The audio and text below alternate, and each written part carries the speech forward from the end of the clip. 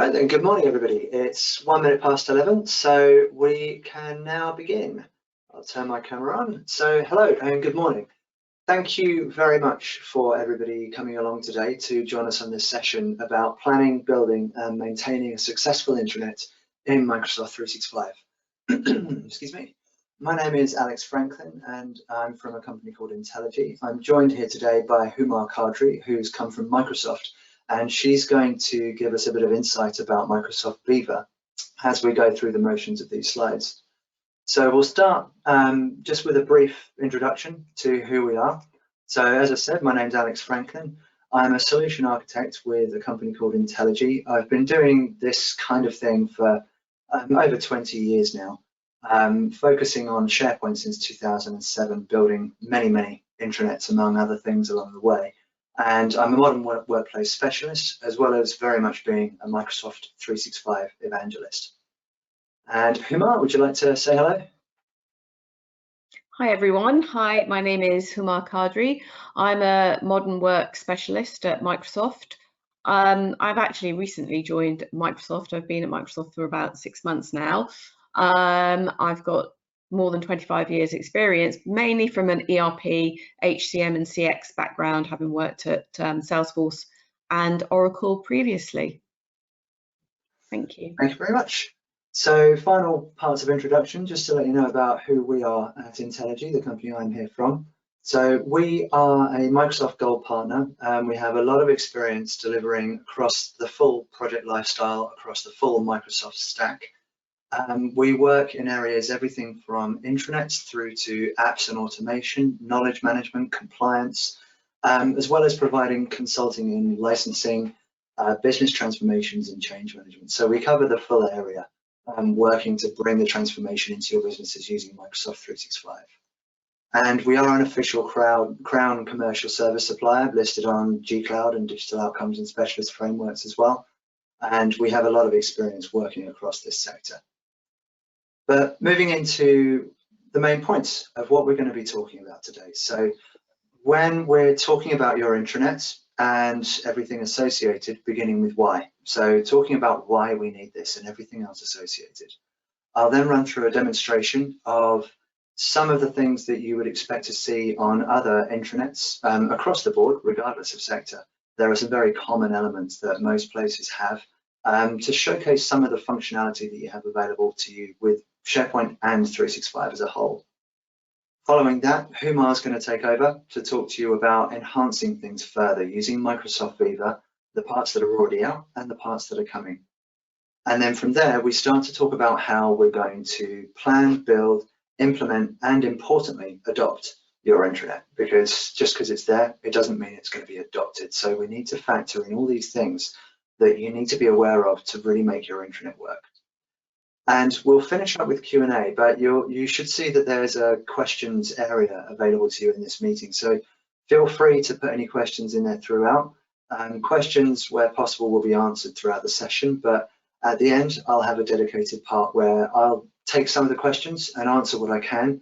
If there's anything I can't answer, I will go back to some of my colleagues perhaps to assist if it goes into an area that's perhaps not my expertise. Also, if there isn't enough time to answer all the questions, I will be taking a full extract of everything that's put in there, writing responses to all of them, and we'll be publishing that as a blog, and that will be made available to everybody on this session, as well as the recording of the meeting itself. So feel free to ask anything you want. This is a session to try and help you. So come with us with anything you need, and we'll help where we can. And now moving into the starting point of the matter. So we are going about the process of building an intranet. And the first thing we need to ask ourselves is why? Why do we need an intranet? Why do we want to do this? And that's the most important question to start with. And the answer to why can be different in every single place you go to, but most commonly, it can be perhaps that staff are slightly out of touch with the wider organization. Maybe they don't have the level of awareness you want them to have in the things that you're communicating out to them. And email isn't always the most effective way of doing that. And email is such a throwaway thing. It can get clogged up in amongst many other messages, and we'll look at it to read later, but then we never do. or we're busy and we just delete. But having it in a central communication portal is a much more effective method if it's, say, set as somebody's homepage or accessible through Teams in an icon where our intranet might live. Other issues can be that the existing intranet might be outdated or difficult to maintain. I've seen a lot of legacy intranets over the years, where there are bottlenecks in place, where if people want updates to be made or they want changes to be made, either the platform can't support the level of change they want, or there are bottlenecks in place where they have to go through dedicated teams to get that change made. Maybe it's the comms team or IT. And all these bottlenecks really do sour the adoption. And we need this central place where people have freedom, perhaps within boundaries, to be able to create these news items, announcements, updates, things we want to push out to our staff, and also have access to all the common resources that people need, not having them scattered over numerous file shares or in different systems, or if they must exist in different systems, having a single place to go to find and then link to them. All these different things leading into the main point of an intranet being the single place we go to provide access to the tools and resources needed to do our job. That one place that we think to go for all the information, removing these personal networks, removing confusion and clutter. And so with that, how do we need it to work? And it's 2021, so it's a foregone conclusion that it needs to work on any device. It must work on our desktop, our laptop, our tablet, and our mobile natively. It should be responsive and adjust. It should be a place where we have the ability to inform people and make it quick and easy to find anything that they need. And it should be engaging, it should be modern, it should be attractive. It should be a two-way thing as well. It's not just a newspaper. It's something we should be able to interact with, maybe communicate back through, and have something where we target content, we target news, we target updates. Many people on this call are probably representing very large user bases from hundreds through to thousands. And when you're using those large numbers, it's quite difficult to have just a single generic news area. So we want the ability to be able to have news across the board, but have something where the news that shows up in that feed perhaps differs depending on who I am, where I am, or what I do. And make it easy to do as well, integrating with everything else across Microsoft 365. It's not just about SharePoint. You've spent all this money with your licensing to get people into a stack of products. Let's make use of all of them through all the other products as well. And have that in an area that's social. Have it where it's somewhere where I feel I go not just to read or consume, but to participate. And in an environment that takes away those bottlenecks of design, an environment where those designated area owners have the ability to build and publish these really great looking, modern, impactful sites that provide benefit and use to our end users. And when we're providing that, what is it we're providing? What does this intranet need to provide? Most commonly, we're looking at things like forms, perhaps, taking away the paper-based processes that we have and building forms, be it in forms or Power Apps or something else, giving access very, very commonly to policies and procedures, having that one place where people go to if they need access to the policies that they need to refer to do their job, the procedures they need to refer to, not scattering them across different file shares with duplication and triplication, having one centrally managed place with automation in there as well to make sure that they're reviewed regularly, they're updated regularly, they fall in line with our retention schedules behind the scenes, all these different things. And then having that place where we provide news and announcements, not just from one top corporate area or one communications team, but allowing area owners to provide their own news and their own announcements for people to consume if they're interested. It's also a great place to be able to provide access to people, having staff directories in there. Natively, Microsoft 365 has a really, really great interface to allow you to search for individuals based on their name, their location, their skills, their department, and you can quickly get all of their contact details, see where they exist in the organizational hierarchy, and just get to what you need. And with those teams, we have our own departmental or functional areas, depending on how you work it, to provide access to them as a team, but also the resources, getting the key things you need. So they maybe get asked the same questions every week by different people for stuff that's needed. taking that and putting it on the intranet so that your time is freed up because people have access to the knowledge that they need and they can contact you if they need something further. And that knowledge extends then to the key organizational information, everything we need to push out to our staff, such as benefits, in-flight initiatives, mission statements, all this stuff and all these key things provided in a clean, modern interface. And so let's have a look at how some of this can work, how these intranets can be put into play and the kind of stuff that we expect to see on them. So if I load up my demo environment here, and we see our landing page here. So this example intranet takes into account some of the most common things that you would expect to see. So we launch our intranet. Now this can be something we load from Microsoft Teams. Teams is more commonly becoming the place where an intranet is usually focused because Teams is the place we go to work. So we can have access to it here. We can have it as our default landing page in everyone's browsers that's pushed out. But when we load, we have access to all of our navigation. Clean navigation is really, really important. I've seen so many legacy intranets where this is overloaded with stuff that isn't truly relevant and it becomes almost useless because people can't find what they want. Keep it simple there. And we scroll down, we have, of course, news, all the things that we want to push out to people, the communications we have, big calls to action to take them into helpful areas that provide access to guidance or training or benefits. Little simple widgets, things that show the local weather where you are, pulling down. We go further down and we have maybe if you have on-site facilities or a local cafe, things like what's for lunch. And that may seem trivial, but don't underestimate the power of food on your intranet with things like that. I've worked in a lot of places where I've seen if they have, for example, on-site facilities, we've looked at their old intranet and we've done some analysis on what the most commonly used areas are as our starting point for where we build going forward. And when something like that exists, more often than not, it's by a mile the most popular page on there. So that can be the starting point to get people in. And then we move to the hot topics, the key things we want people to see, the key things we know people need to see, getting the chaff out and just keeping the important stuff, benefits, expenses, payroll, the stuff that we want people to get access to, taking them through. We maybe have videos on here as well. We perhaps have either in-person or virtual town hall meetings, all these different things that we then record so that they can be given to people that couldn't attend or just made available to everybody for their own interest, clickable from the intranet homepage to watch with the ability to go and browse more. And then we start to get into some more personalization elements. We have my frequent sites, for example, the stuff I often go to across the intranet so I can jump back into it from here to get to what I need. My news, the news coming from the places that I'm interested in, that I want to participate in, whether I work there or not. Promotional areas as we go through, and then maybe some social elements. We have Twitter pulling in the feed for our organization. My recent documents as well, stuff I've recently accessed that I can jump back to if I don't remember where it was.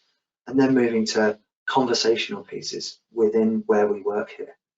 And this is where we start to come back onto that point of it, not just being about SharePoint. SharePoint can be the hosting place and it can be the place we create a lot of content, but we start to bring in other things. So where we've got this page here, we've got Yammer, the social networking tool within Microsoft 365. We're bringing in conversations, we're making it two-way. We've got Twitter coming in through an out-of-the-box feed. And I should point out, by the way, everything I'm showing throughout this demo is out of the box. I've not written a single line of code. I probably couldn't if I wanted to. It's all out of the box. So we're bringing in Yammer. We scroll up, we've got these videos. These are hosted in Stream. So your private video sharing area within Microsoft 365, we have channels and we bring them into SharePoint. What's for lunch? We might want to jazz that up, make it look a bit more pretty. So that might load us Sway. And Sway is something that is, in my opinion, a bit underrated. I love Sway and I've got a lot of Sways. I find it great for newsletters and training guides, but for things like this as well, it just adds that bit of pizzazz to stuff. And then we go further up and we've got our staff wellness survey here. So we want to go out to people. People are working so much more remote now. We want to make sure they're okay. So we've created a survey and that survey is run using Microsoft Forms. That Microsoft form may have been emailed out to them. It could have been put on a QR code up in public areas that people can scan, but it's here on the intranet as well. That form's embedded in a page. We can interact fully with it, go through our questions and submit when we're ready, all without leaving the intranet. And then we have our targeting. So this bike to work scheme, for example, we may have a mixture of remote workers and office-based workers. The office-based workers are the ones who are relevant to this. So we target it, and someone's newsfeed will show this, somebody else's may not. And they can click in, they can see the page here, get access to all the information that they need, access to people they need to contact. Maybe we'll have a little YouTube video in here that explains it in a bit more detail, and get access to everything we want. Nice and quick, nice and easy. So we have our homepage. We've got the key stuff for everybody. We've got targeted elements that feed stuff through according to who I am, where I work, what I do, and the stuff that's relevant to me. And we can browse around and go to our different areas. But we can then start to go deeper into the organization and go into the departmental or functional driven elements. And while we have our intranet nav up here, we have the SharePoint nav bar over here. And this is where we can configure global navigation. And this is visible no matter where I am in SharePoint. So if I come down here and perhaps jump to the communications site, this takes us into the communications area. Notice our navigation is gone now, but it's okay because we have it through here. And this site for the communications team is really, as always, giving access to what people need. We want to promote that we've got a new communications manager, but we also get asked a lot about stock photos from people that are building things, having a stock gallery. So these are the authorized photos that you're allowed to go and use. We have our comms brand guidelines, another common need that we find people coming to us for. But then also everything about news for us, the services we provide, recent events, tools and resources, joining conversations, all this stuff to provide a clean, modern, simple, useful site. We move on further to ICT. As we come into ICT, this is where we start to use the concept of hub sites. It's almost like a mini intranet within an intranet. So we've connected off into a dedicated ICT site, which is a hub. And that hub has other sites associated with it, dedicated to the other areas that fall under our umbrella. So as ICT as a whole, we have links that provide our services, the different areas that we can jump to, and these links go to the same place as the navigation up here. We also start to embed more. In this example, we've got a Power App. Power Apps being the low-code, sometimes no-code, app building product within Microsoft 365 to build really clean, relatively quick apps that we can then interact with as a full app on our phone or on our desktop or embedded within here. But for this, I'm going to jump through to information security. Notice the navigation stays the same no matter where I am within this hub, so I can jump around all the areas here I need to learn about and get information from. We have our information security site. This provides, again, quick access to all our stuff. I can maybe contact a member of the team if I want to.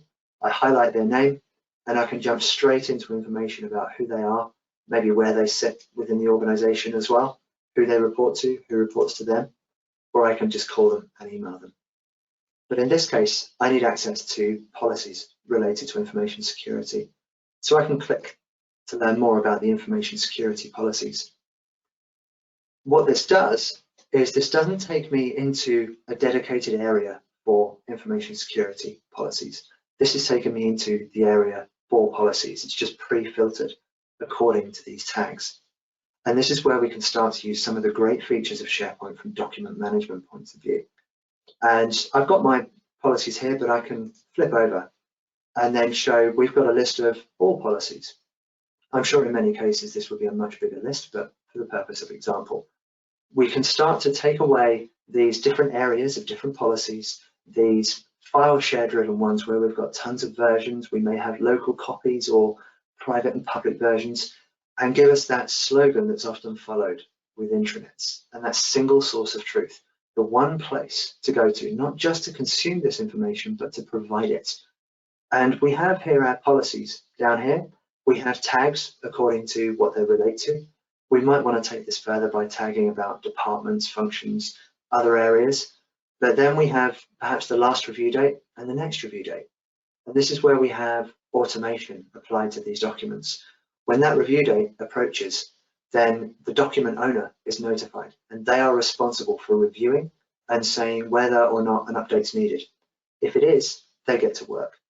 That version number will change to 4.1, 4.2, 4.3. While I and my team are working on that document, the public within where we work don't see those changes. They see version 4.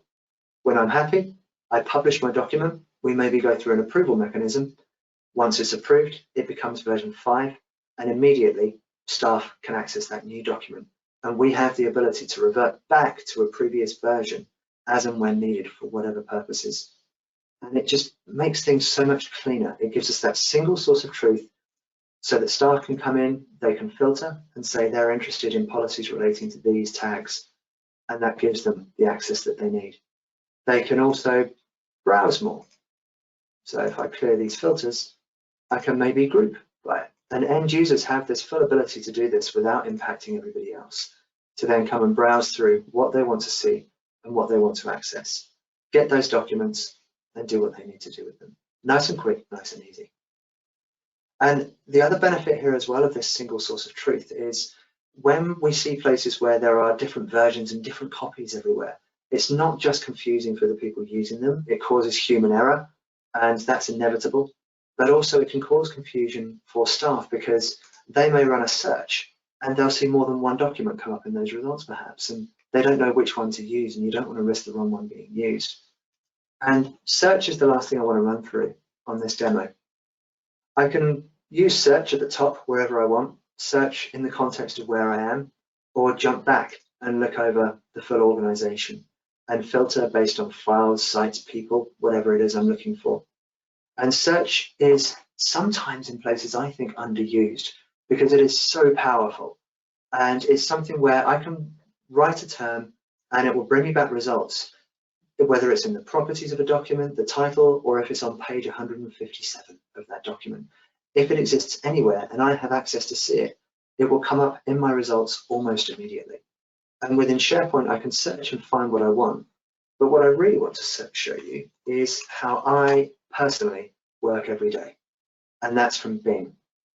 Bing allows us to search our intranet, but search everywhere else as well. So if I search for proposal and I search for work, just by clicking up here and signing in, my search for proposal brings up everything containing the word proposal everywhere. I can filter by people, groups, sites. I can even filter by conversations, so Teams conversations that contain that word. And I can then start to use things like Boolean searching, where I've got that Northwind proposal presentation, but I'm not interested in Northwind. So I just say not Northwind, and it will remove it from my search. But while we're searching across the whole board here everywhere, we can still bring our intranet into this by configuring things behind the scenes in the administration center so that we can start to use search as an extension to the intranet. So let's say I've started on my first day. I'm working within the communications team and I haven't had my full induction yet, but I want to get started. So the first thing I need to know is brand guidelines. I type brand and there's a bookmark here that's pre-empted for me because it's configured. Certain search terms will bring up preemptive results. I click on brand guidelines, straight away we've got the bookmark for brand guidelines. So I think, brilliant, I've got what I need there. But now what I'm interested in now is, as a new starter, what benefits do we get? I start typing, and before I've even finished the word, it's given me a question. So I've configured questions behind the scenes. So when staff type certain words, what benefits do we get? And that will take me through to the Contoso benefits portal, which exists on the intranet. So it's already taking us back. And that's great. So I found out my brand guidelines, I've got my benefits.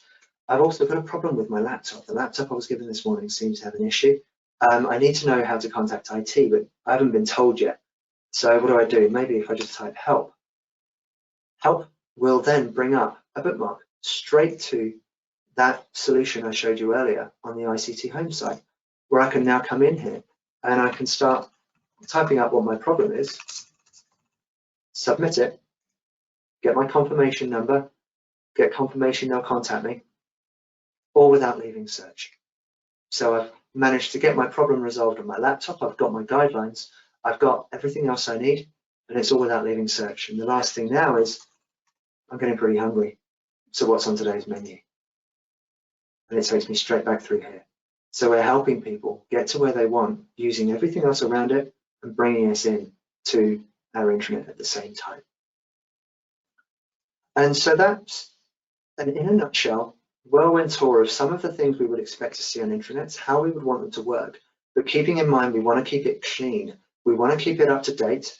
Any content that goes on there should be kept refreshed. It should be kept useful. If something isn't useful, get rid of it. Don't just keep it there so you've got something in place.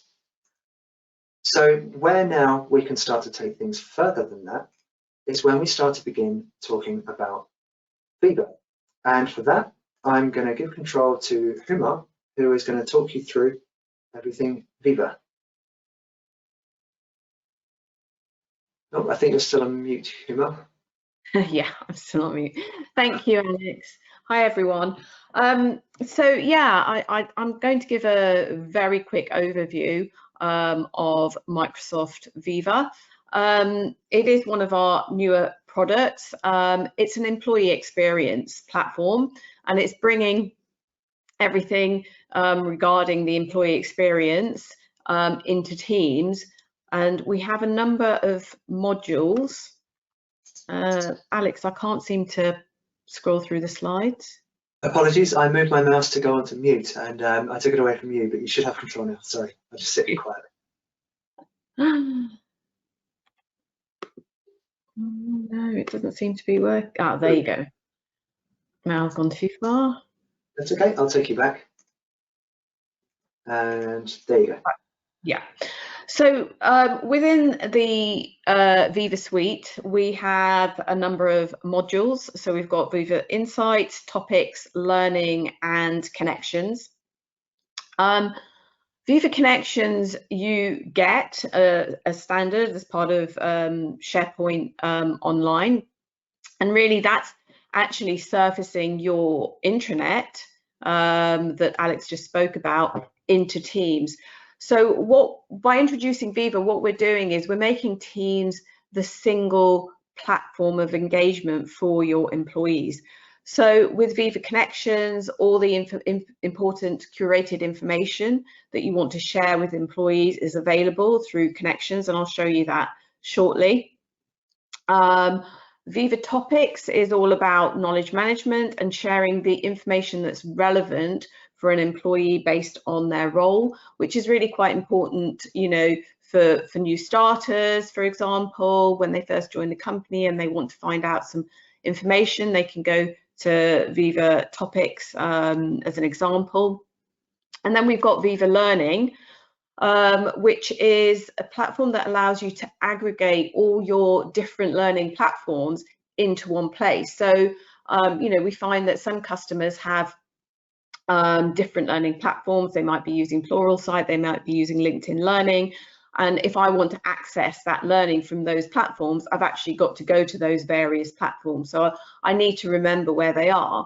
With Viva Learn, we can actually aggregate all of that into a single place, making it far more easier for employees to get the access to specific courses that they're interested in. And again, you can make recommendations on particular courses that might be relevant for that particular user. And then we have Viva Insights that some of you may be familiar with already, which was Workplace Analytics. It's now Viva Insights, which is all about well-being and productivity. And I do use Viva Insights. I find it really useful in that now that we're working from home a lot more, you know, you end up being on a Teams call back to back and you get very little breaks. And I've got learning courses that I need to complete as part of my role, you know, and I need to sometimes prepare for presentations.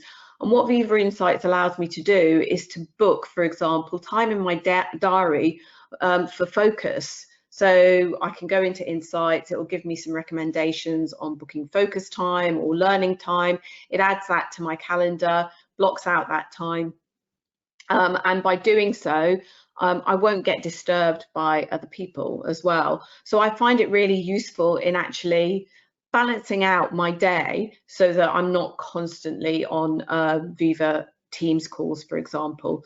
The other thing about Viva Insights is it can give you an insight into your well-being. It can understand how you're working. It can warn you about burnout, and also it gives managers some insights on how their teams are doing, how they are in terms of well-being, are they at risk of burnout? So there's that aspect of Viva Insights as well. Okay, so as I mentioned, Viva Connections is all about collaboration. It's about bringing the teams together and shaping that culture that you want within your organization.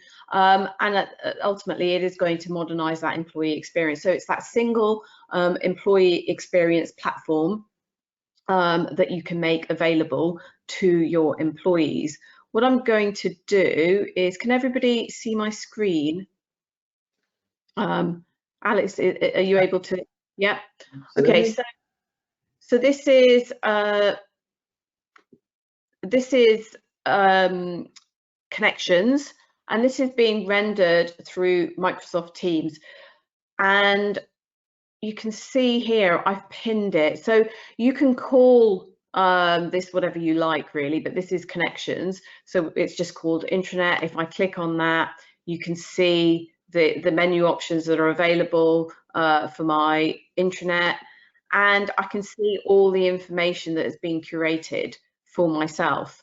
The other thing that's available to me is the search element, and if I'm looking for timesheets, for example, I can do a search and it brings up timesheets, and it's searching the whole entire intranet. So what we're doing is we're bringing this search capability within Connections, but we don't have to go outside of Teams to the intranet to then search for information that we need. So it's all there in a single search bar capability. So it's globally available to everyone. The other thing that you have, and I can't show it in this demo, is similar to Viva Connections and bringing your intranet into Teams.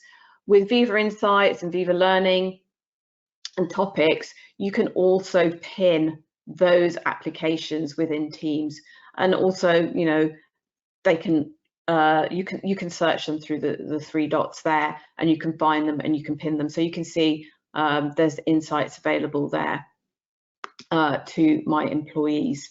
So that gives you an idea of Viva Connections. It does integrate with Yammer. You can and as Alex said, you can bring your Twitter feeds into here. So this is SharePoint Online, basically rendered through Microsoft Teams, and it gives your employees that single platform for collaboration.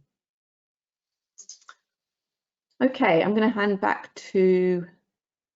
Okay, so take the slides and I'll move on to the next one.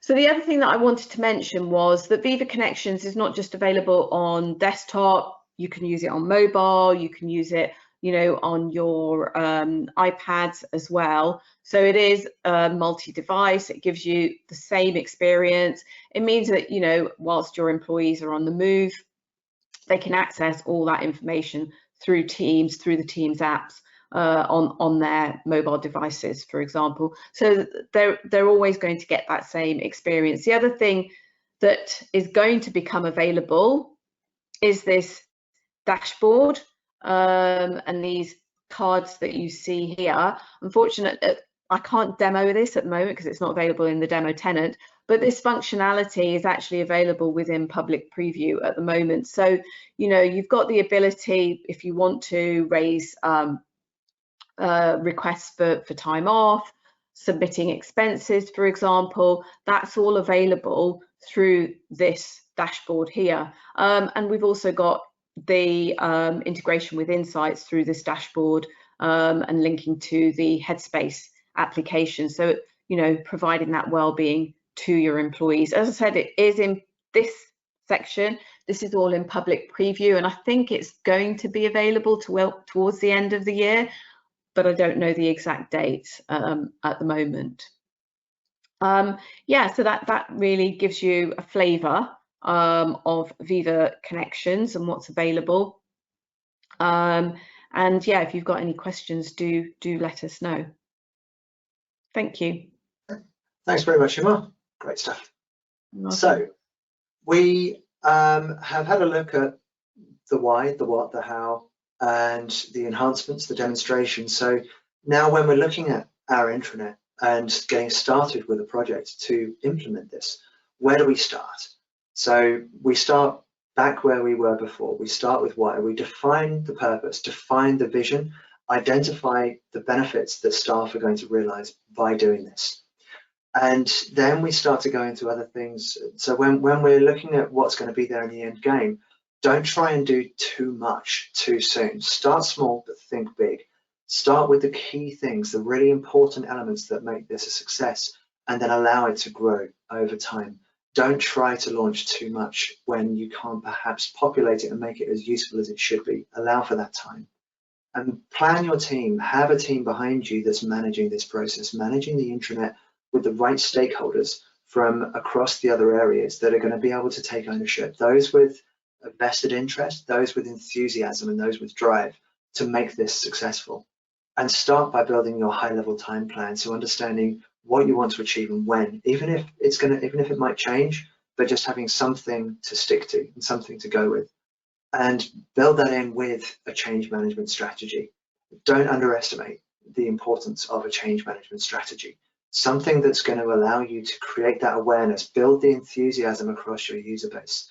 From even with simple little things, I've worked with several councils over the years, for example, who started competitions, and they had a Name the Intranet competition, and there was a prize for the name that was chosen, and that starts to get people involved. It starts to add a bit of fun, a bit of gamification, but also surveys perhaps for staff to be able to give input and have involvement in the design phase of this, to be able to say, I struggle to find this stuff, or working in this way with this is always a problem. Getting that information from your customers is essential to be able to design it right and get it right.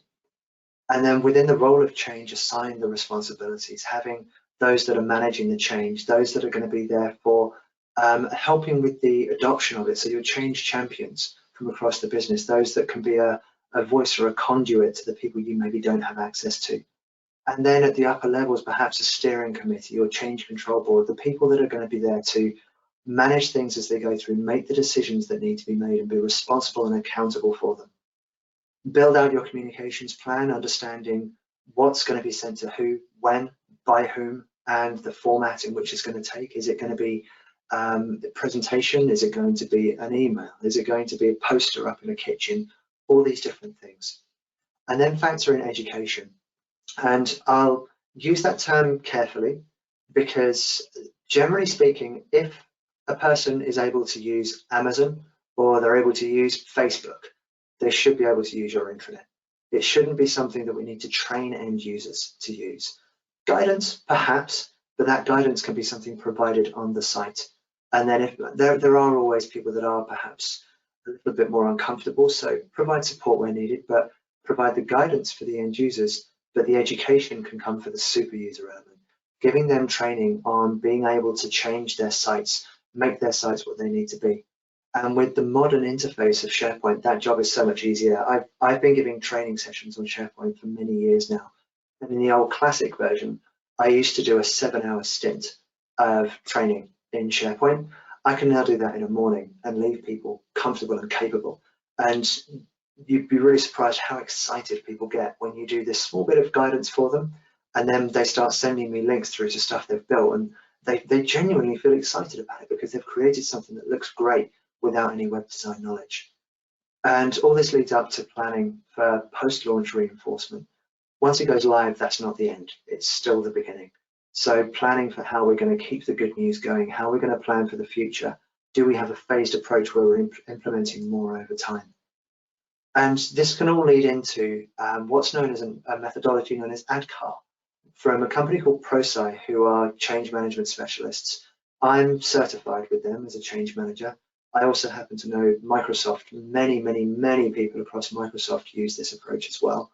And it follows the 5 key stages that should happen in sequence for a successful change, starting with awareness of its need, the desire to participate, knowledge on how to change, the ability to change when we have our education and skills behaviors, and then the reinforcement to sustain that change, making sure we plan to keep stuff fresh, keep it changing. So we move on then to actually getting the requirements. What is it we need on this intranet? Speaking to all the people, all the stakeholders, what do they see as essential? For the things and the functionality that we're replacing, how do they do that now? What works well in what they do? What do we need to cater for that already works well and we need to tread carefully with? What doesn't work well? Where are the pain points? What's missing that people would love to see added? Showing these people an idea of what can be done and then getting some ideas. Telling people not to look at this within the constraints of technology. Don't say, can it do this? Say, I need to do this. And then we take those needs. We summarize everything together, consolidating the findings, finding the consistencies perhaps, and identifying priorities. And then we can take those needs and work out how we transfer those into the platform in Microsoft 365, making sure we communicate with everybody throughout this process so they still feel involved, they feel they're making a difference, and they feel that they need to be listened to, empathized with, importantly, and met. We then reach a point where hopefully we're allowed to start planning, building, but making sure we allow for the right time. Get those quick wins, get the things that we know are perhaps bells and whistles, but are going to have a really good impact out there that are quick and easy to put in there, bolted on for release 1. Allow time for migration as well, because there's likely to be a lot of cases where people are moving working methods over to the intranet. But by doing so, it's not just moving the method, it's not by building the page, it's moving the content as well. And migration sometimes can take just as long as the build can. It's something you should never underestimate. So make sure that you factor in the scale of what you face with moving stuff over, because it might need to be cleansed, it might need to be retagged on the way. Somebody needs to do that. Have your comms and education plan in place so that you know training will be given to those who want it or those who need it. The comms going out to staff to say how this change impacts them, what they're going to now do to do their job, or where they're going to go to do their job, what's not going to be happening anymore. Make sure people are aware, don't throw it on them. Make sure that in advance they're enthused, excited, and involved. Plan your information architecture. This is where we start to think about all the different sites that we've got everywhere, all the different content. We've got all this great stuff, and that's fine, but we're not just going to scatter it everywhere. How do we connect it? How do we build a clean navigation model so that within a few clicks, people can get to where they want? They don't have to think too much. There's a very popular book within the realms of information architecture and everything associated, and it's called Don't Make Me Think. And it really is all about the purpose of that model and everything else, making it easy. And there's also the topic of security. How do we secure this? How does it need to be secured? And the one key point I want to make on this, which is a conversation I have always had and probably will have for many years to come, is when you're planning your security, yep, keep it safe, keep it secure, but keep it simple. Keep it as simple as you can so that you've got less to manage, less problems down the line. And above all, don't confuse confidentiality with relevance. Just because something is irrelevant to me, it doesn't mean you should go to the effort of restricting it so that I can't physically see it. You're creating more of a overhead for the people that administer this system by doing it that way. It may not be relevant to me, but that doesn't mean I'm not interested at some point. So if it's confidential, absolutely, lock it down to those who need access to it and prevent those that don't. But when it's irrelevant, keep it open, because intranets are about open sharing of information and knowledge and communication. So don't restrict if you don't have to. And finally, don't rush things. Don't try and absolutely hammer this through. If there is an urgency, maybe start to think about planning your launch around a phased release. So launching the great stuff and what's needed at the start, and then showing growth, showing evolution over time through a phased approach. And with that launch, what do? Do we have a pilot? Do we have a big bang? There may not be one right answer for everyone, but generally what I see is intranets will launch big bang. They'll go out to everyone. We'll maybe have a period where our stakeholders will evaluate and check. We'll get some people to provide feedback, but on the whole, it's a big bang. Pilots are often needed if you've got more complex functionality in certain areas. So maybe we launch the intranet, but we pilot those functional areas and then launch them a few weeks down the line. But importantly, don't launch half-baked. Don't ruin that first impression people have of your intranet by going in and clicking into an area for some knowledge, only to be given with something that either looks half-built or gives them an under construction sign or something like that. Please just don't do that. Go in and have it beneficial and useful on day one. If it's not done, don't launch it. And create a fanfare. Have launch comms and make this something that you're proud of. Make it something that you're really pushing out and evangelizing as a tool for greater good, a tool that people are going to keep making good use of and benefit from to save them time, because that's ultimately what everyone wants, more time. It's going to save them time, it's going to be great to use, it's going to have an impact and get people involved. And allow people to be involved in a way that allows that two-way feedback, requesting their own sites, getting involved, perhaps asking questions or suggesting improvements, all these things that help towards keeping growth and momentum over time. And when we do this, we keep engaged with people, we share success stories. The most common I've used in the past is things where somebody might say, it's actually a real world example, somebody who was trying to find policies on something and they spent 2 hours before giving up and then asking other people and going around. But when they had the intranet, they had the central policies portal, but they had search as well and they found it within seconds. And these little nuggets of information are really good to promote out to people. And the more people use it, the more you want to make sure your content is fresh. I said before, there's nothing worse than a stale intranet. If you're putting stuff on here, make sure it stays relevant, make sure it stays useful. Don't go down the path I've seen people going where we think, okay, let's have a blog on there. Let's put a regular blog that's going to be updated every week. And then it's not, because it just looks terrible. So if you're going to put a blog on there, make sure it is updated. If you're having news on there, keep it updated. Even if you try and find an approach where it's a weekly bulletin that goes out, just something that keeps that content changing. And then you can get that interest, allow for the organic growth so that this can be something that continually expands without repeating past mistakes. Because Office 365 and SharePoint as the place for your intranet is, I think I can say with some confidence, it's a future-proofed platform because it's not just a static product, it's a product that grows and changes over time, and it will change. New features will come out that you can give to your staff. New integrations, new ways of working through Viva, through everything else, will allow this to be a continually evolving platform that stays useful for your staff. You've just got to manage it right at the start, plan it, and keep these people involved and keep it as that useful tool. So I've gone a few minutes over, but not as much as I have done in the past, so it's not quite as bad. So with the end of that, I'm going to move on to some questions to close this out here. And I'm just going to load up over the side here and have a quick browse through what we have. I know we had some questions people sent through before. So if I pick one at the top here, there's a question, why can't I just use a well-designed with FAQ bots, etc., org-wide team site instead? Absolutely, you can. Bots are becoming quite the fashion. I know there is quite a fair bit of interest in bots. But yeah, you can use the two together. I mean, what you saw there was an org-wide site. It was a comms site rather than a team site, but there's nothing stopping you putting bots on there. Personally, I tend to prefer using bots within Microsoft Teams because you get a much more frequent audience in there for your bots. But just bear in mind, don't underestimate how much time it takes to populate the knowledge for a bot. I've seen it being quite a considerable task, but if you get it right, they can be awesome and they do work really, really well. Next question. So there's next one. I might push this over to Huma if she doesn't mind. So this is, how will Viva change things if we already have an established SharePoint-based intranet with integrated Yammer and Stream? Would you like to take that one, Huma?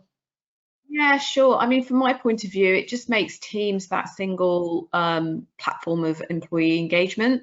So your employees once they've loaded up Teams in the morning, they don't then have to step out of Teams to do anything. So by bringing in SharePoint Online through Connections, all that information is there. That integrates with Yammer. So you've got your social networking platform as well, if you like, all integrated within Teams. So it just becomes a single place of collaboration. Excellent, thanks. Right, so I'll go through a couple more. I know we're running over, but I'll go through a quick couple more before we close out. So we've got how hubs and spokes can be used to allow service areas to build their own sites that are searchable at Intranet. So when you're a hub site is registered through the admin center behind the scenes, so we can create a site and then ask the owners of the platform to make that a hub, and then you can choose very easily which sites are added to the hub. So if I very, very quickly open up here and I jump through to the communications site, when a hub exists, I can go to site information, and then I can just choose here the hub site that this site is now associated with. And it can be set that I can only do that if I'm allowed to, of course. But once we do that, it brings out that architecture I showed you on ICT, where the navigation is consistent across all the associated sites, but we can then have feeds. So when there's a news article on one of these sites, it might feed down to the root site. It will also inherit theming and stuff like that, so that we create this little mini intranet within an intranet. It's very easy to set up, and I prefer it much more as a method of working when we're talking about site structures to the historical approach where we might have had a home and then a sub-site, sub-sites. This way is much more effective, especially I worked with a customer recently who went through a restructure.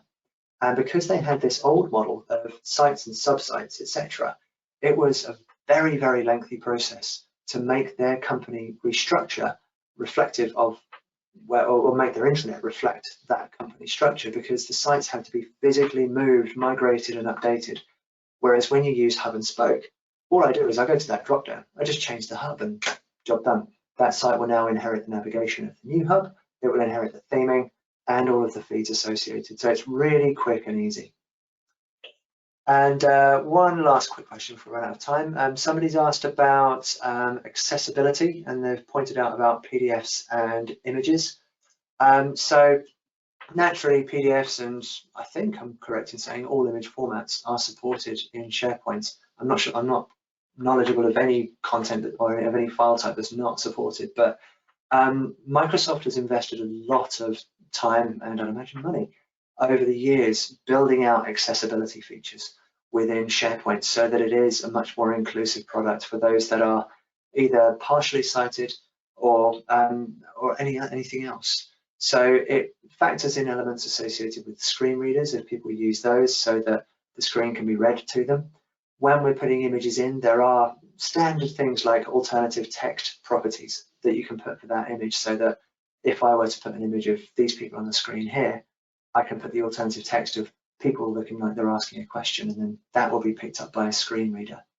And there are different modes like immersive reading, and there's functionality to cater for those perhaps that are colorblind. So there is a lot of elements associated with SharePoint and the 365 stack as a whole to cater for accessibility.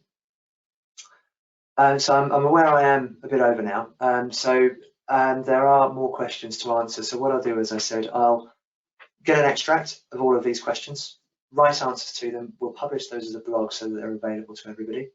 And that will be alongside this video. So to close out, letting you know our next session presented in a week's time by my excellent colleague Edgar. He'll be talking you through the Microsoft Power Platform, a game changer for the public sector. So if you haven't already signed up for that, sign up, because he's going to show you some awesome stuff in there. He really, really knows his onions when it comes to that platform. And that leaves me really just to thank you all for coming. And so if you'd like to get in touch, we really would love to hear from you through whatever method you choose. If you want to go old school, come and knock on the door. Alternatively, you can give us a call, contact us through our website or email. Or if you'd like to contact me directly, I'd absolutely love to hear from any of you. So feel free, whether it's through LinkedIn, Twitter, or through my direct email address above. I'd love to hear from you. So with that, thank you very, very much to all of you for taking the time out today to come and join this session. And thank you as well to Huma for taking time out of her day with Microsoft to come and join us and co-present on Viva. And yeah, so hopefully we hear from you soon. Sign up for that next webinar, it will be great. And in the meantime, thank you very much and hope you enjoy the rest of your day. Thanks a lot, everyone, and goodbye. Thank you.